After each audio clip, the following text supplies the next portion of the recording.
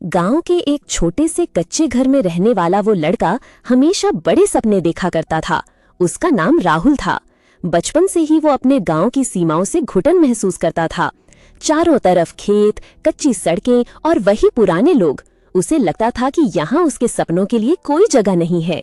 वो अक्सर अपने दोस्तों से कहता, इस गांव में कुछ नहीं रखा है, अगर जिंदगी में कुछ बड़ा करना है तो शहर जाना ही पड़ेगा। उसके माता पिता उसे समझाते, बेटा शहर इतना आसान नहीं होता, वहाँ बहुत मुश्किलें होती हैं। लेकिन राहुल के मन में शहर का एक चमकता हुआ सपना था, ऊंची इमारतें, रोशनी, पैसे और एक बेहतर जिंदगी। एक दिन उसने तय कर लिया, अब और नहीं।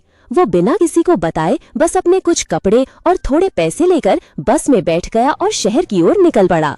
शहर पहुंचते ही उसका सपना जैसे हकीकत में बदल गया।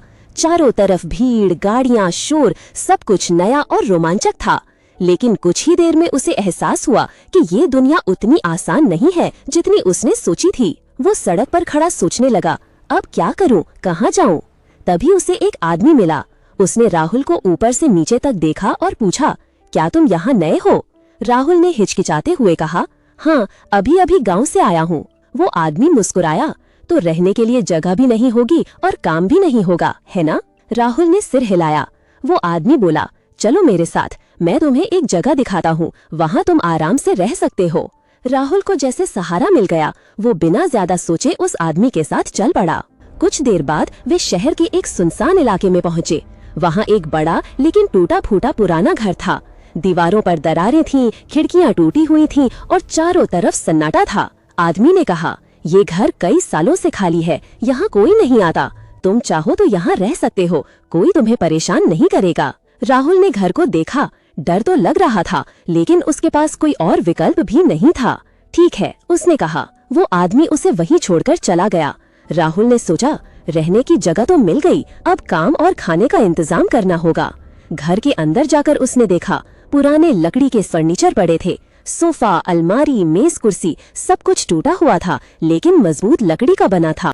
राहुल को याद आया कि उसे लकड़ी का काम आता है। उसने सोचा, क्यों ना इन्हें ठीक करके बेचूं, कुछ पैसे भी आ जाएंगे और आगे का सोचने का समय भी मिल जाएगा।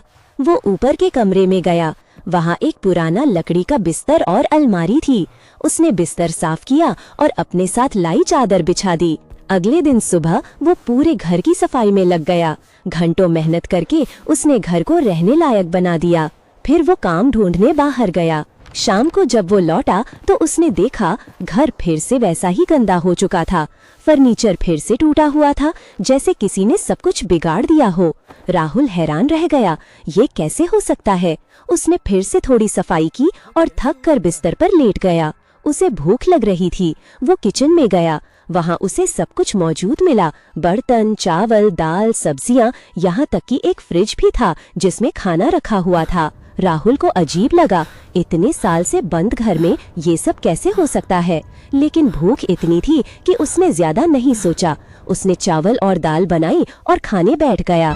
जैसे ही उसने पहला कौर मुंह में लिया, खाना अचानक मिट्टी में बदल गया। राहुल के हाथ कांप गए, उसकी आंखें फटी की फटी रह गईं। ये क्या था? वो डर के मारे ऊपर कमरे में भागा और बिस्तर पर बैठ गया।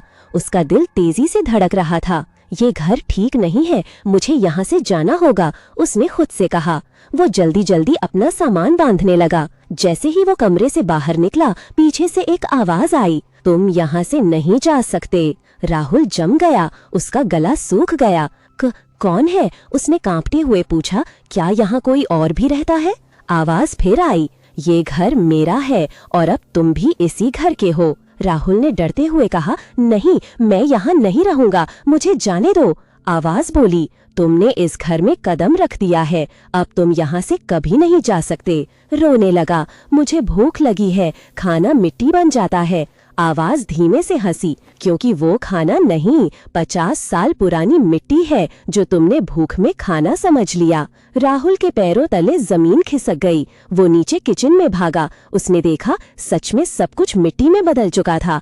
फ्रिज में भी सिर्फ धूल और जाले थे। अब उसे यकीन हो गया कि कुछ बहुत गलत है। वो दरवाजे की ओर भागा, लेकिन दरवाजा अपने आप बंद हो गया। अब वो पूरी तरह डर चुका था। वो ऊपर भागा और बालकनी से कूदने की कोशिश की। जैसे ही वो कूदा, सब कुछ अंधेरा हो गया।